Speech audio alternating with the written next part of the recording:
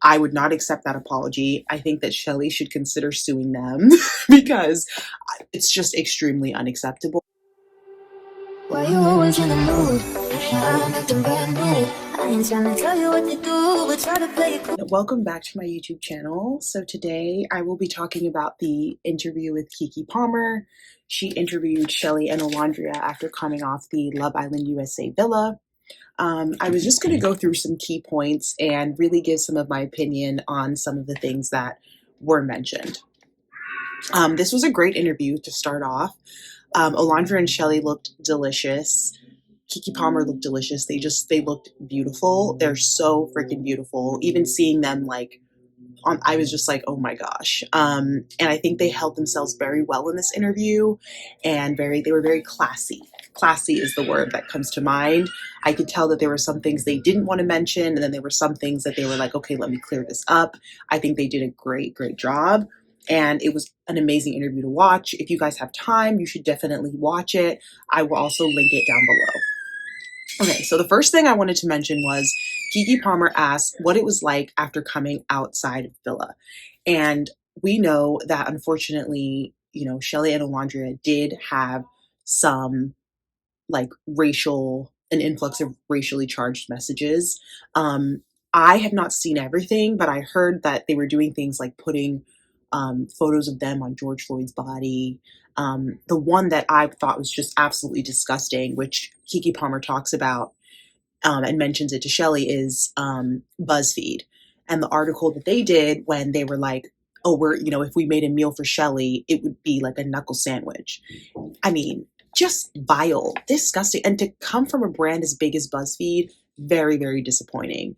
And if you guys haven't seen it, it's basically, I'll insert a clip, but it's like a photo of a sandwich and the hand is like white and it's like punching through a sandwich. Like, it's just ridiculous. So I think BuzzFeed did issue like an apology, but considering they have a whole team that works with them before they release things, I don't even know why they thought that it should have been released in the first place. I would not accept that apology. I think that Chelley should consider suing them because it's just extremely unacceptable. They've come off the villa. They already have a lot of backlash in different ways. Why would somebody a brand as big as BuzzFeed contribute to that? No excuse. Like, they need to sue them. Seek legal action. That's what I would do. But it started off with that, and that was like just disappointing. And Chelley and Olandria were kind of warned after coming off the villa that this was going to be, the season was big, and that they were just part of it, like some of these messages and the racial messages. But Chelley was saying that no matter how much they kept saying that this season was big, it never would have really dawned on them until they came out and actually saw oh shoot, wow, we are getting a lot of attention. This season got a lot of attention. So Keke then goes on to say that she's very proud of Olandria for how she handled things with Taylor and her ability to be vulnerable with Taylor. And that as women of color, we don't always get that space to be vulnerable, or we maybe just don't want to show that side of us. And I agree. I think that as women of color, we're always seen to be strong. And I think that strength that we have comes from us also using that strength in other areas of our lives where we feel like we have to be strong.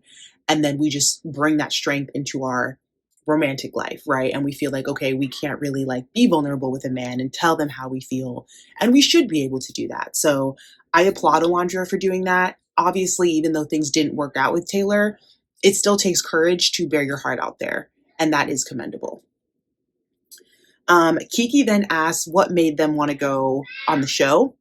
And I thought this was interesting because basically Chelley and Olandria both say that Love Island actually reached out to them. Like, they were not, running after Love Island, DMing them, trying to get on the show. I think Olandria said that they reached out to her for 3 years in a row until she finally actually got on the show.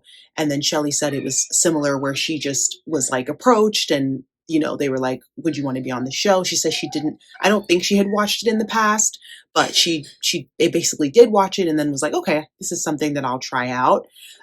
Not surprised that they both got poached by Love Island to be on the show. I mean, they're stunning. And they also were saying that because Keke Palmer asked, would you guys have wanted to come in as like Casa Amor girls? And they were like, no, like heck no. And I agree. Like, I think that they were really smart to cast them as OG girls. I think that was really, really good. And it was just nice to hear that, like, they weren't running after this opportunity. Like Love Island was running after them. So not surprised by that. And it was just like, it was good to hear that they really wanted them to come on. And I completely understand why. So Keke Palmer also asked about Austin, and Chelley doesn't like say too much about it, but she basically just says that she did really like Austin, and that she like went through an epiphany one day where she was like telling Olandria, like, no, I actually really like this guy. And I think that Chelley did really like Austin, but obviously she just didn't like him as much as she liked Ace. Ace and Austin are like two completely different people, and her connection with Ace was stronger. So, and that was obviously seen like throughout the show. So, sorry if I keep looking down, guys. I'm just looking at some of the notes that I wrote, because there were like certain things that I wanted to definitely touch upon. So Keke Palmer then asked about Olandria and Taylor. And Olandria goes on to say that she really likes country men, and that's what made her gravitate towards Taylor. And I remember hearing this, that like Olandria is really into that, the chivalry that comes with them.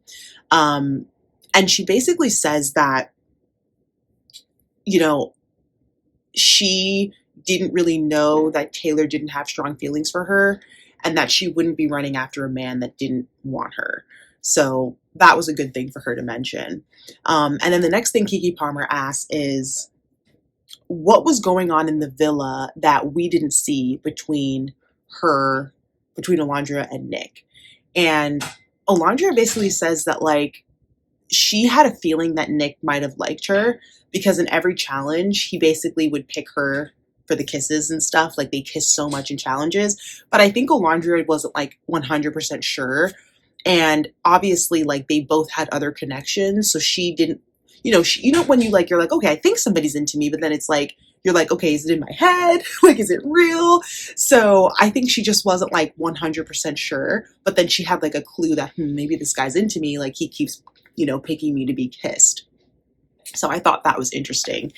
And then Keke asked what Chelley thought about the whole Olandria and Taylor situation. And Chelley basically says that her and Taylor were really close in the villa, and that there were a lot of things that Taylor had done and said, or done for Olandria, like making her food, and things he would say to Olandria, as well as, like, they were affectionate, So Chelley and Olandria had no clue that Taylor wasn't feeling Olandria like that. It seemed like Taylor didn't really express that. The only times we saw Taylor express not being attracted to Olandria, he was doing it around the boys. I think he had said it for the first time to Nick.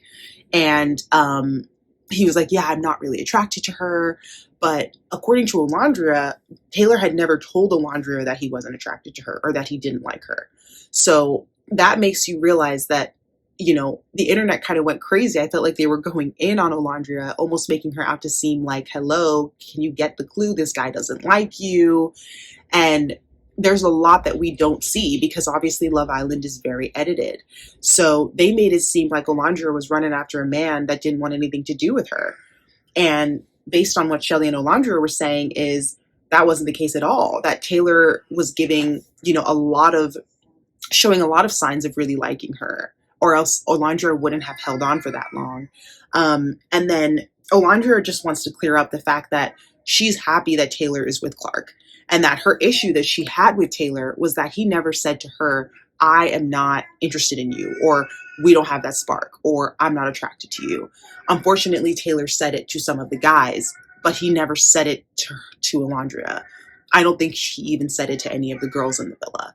So I think that it's fair for Olandria to feel that way, and to say that, why couldn't Taylor have just told her that? Like, she's a big girl. She could have taken it. So I think that makes a lot of sense. Olandria is happy that Taylor found his person, but, like, he could have been honest with her, and I agree on that. I think that that's a fault for Taylor. Like, looking back on it, he could have been more honest with her. Yeah, so then Another thing that Keke Palmer asks is when they had the kiss, Nick and Olandria had the soul ties kiss that was like viral and went crazy, and everyone was like, "Oh my god, finally the chemistry!" What made Nick and Olandria then go back into the villa and just retreat back to their previous connections? And Olandria basically goes on to say that Sierra was really missing Nick when they went to Casa Amor, and she would express that to Olandria. So as a girl's girl, Olandria didn't want to then, go pursue that man because it's like Sierra was just telling me how much she misses him, which makes a lot of sense. I think that people forget that even though Love Island, you're trying to find a romantic connection, you also form really close friendships and bonds with the people in there. And that can be like a reason for you to say, hey, I don't want to hurt this person, right? Just by pursuing someone because I have feelings for them. So I think that Nicolandria fans, like America, was very frustrated because they were like, come on, we know you guys have this connection. Like, but then looking at it from Olandria's perspective as actually being in the villa, it does make sense where she's like, I'm really close to Sierra and I don't want to like hurt her in that way. So obviously everyone's just glad that at the end, Nick Olandria did come together. So the next thing is Keke Palmer starts to get into some of the questions regarding Huda. And the first question that Keke Palmer asks is, what didn't we see in the heart rate challenge? Like, is there anything that we missed, basically? And Chelley goes on to say that,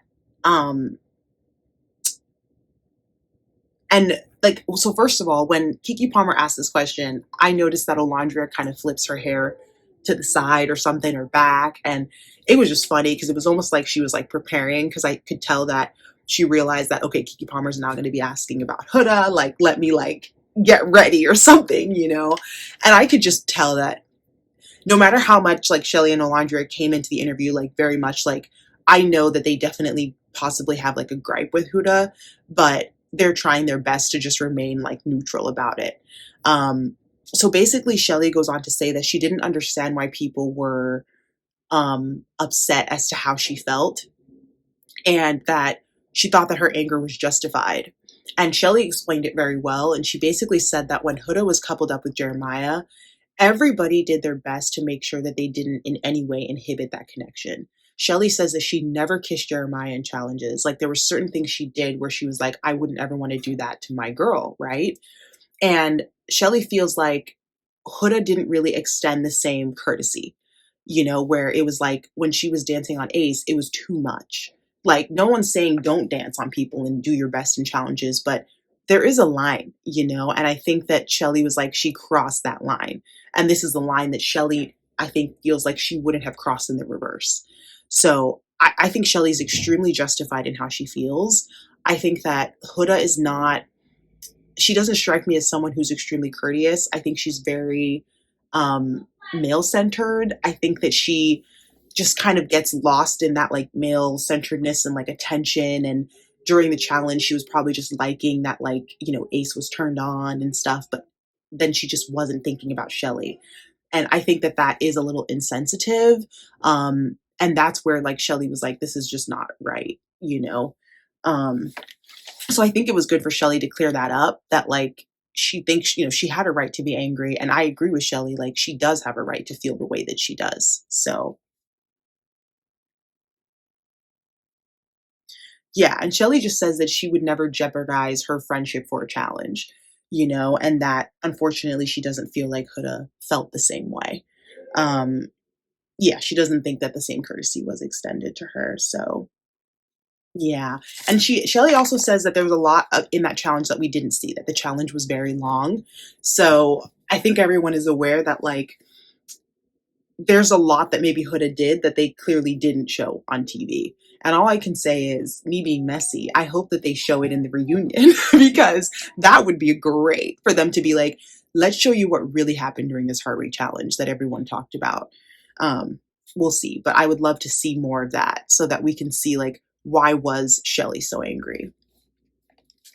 So Keke Palmer then asks if Chelley or Olandria has reached out to Sierra. And Olandria basically says, my DMs are full. I haven't really reached out. And we all know that like she hasn't reached out because it's extremely awkward. I mean, she's with Nick. Nick and Sierra were like, they got very, very close in the villa. They were coupled up for a while. So if I was Olandria, I don't think I would be reaching out because it's very, very awkward. And, you know, odds are Sierra probably still feels some kind of way towards Olandria, considering they were friends in the villa and now she's with Nick. Um, and then Chelley goes on to say that she has spoken to Sierra and that she has a lot going on, obviously, with, you know, what happened with the comments that she made, like the racial slur, and that Sierra was just saying she misses all of them and that hopefully they can all like get together at some point. Yeah. And then another thing, so I think the other thing that I thought was interesting in this interview is Keke Palmer asked them, what in the elimination surprised you the most? Like, what happened in elimination that you were like, okay, this doesn't make sense? And Chelley and Olandria bring up that they didn't understand the rankings. So when they came out with the rankings, Chelley was like number 9, you know, almost at like the complete bottom.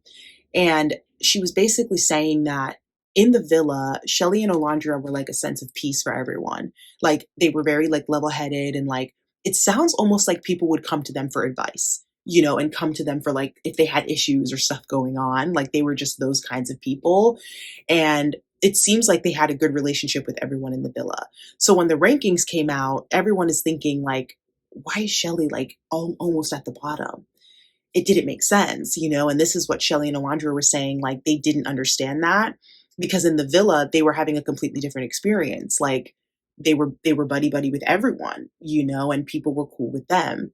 So this is just another example of, I guess, maybe editing, showing things a certain way, but it not being that way in the actual villa, which is why I think that, you know, anybody watching this, like people just have to give these people grace and understand that sometimes what you're watching is not necessarily exactly what happened in the villa. And these are things that I really hope that they clear up in the reunion. I feel like the reunion is a perfect time for people to be like, okay, this is what America saw, this is what America thought, but no, no, no, no, no, that's not what happened, you know, or this is what was really going on in the villa. So I hope that these things get cleared up more during the reunion because these are things that like we didn't get to see. But I'll be honest, as a viewer, watching Love Island, I never saw Chelley or Olandria as mean girls.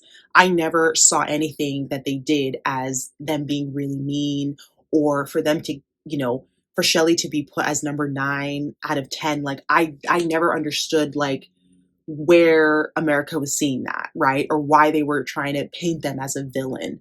I didn't see that villain edit anywhere. So I don't know if I'm missing something, but personally, like my opinion, I don't see them as that. So I agree with Chelley and Olandria. Like I was confused by that too.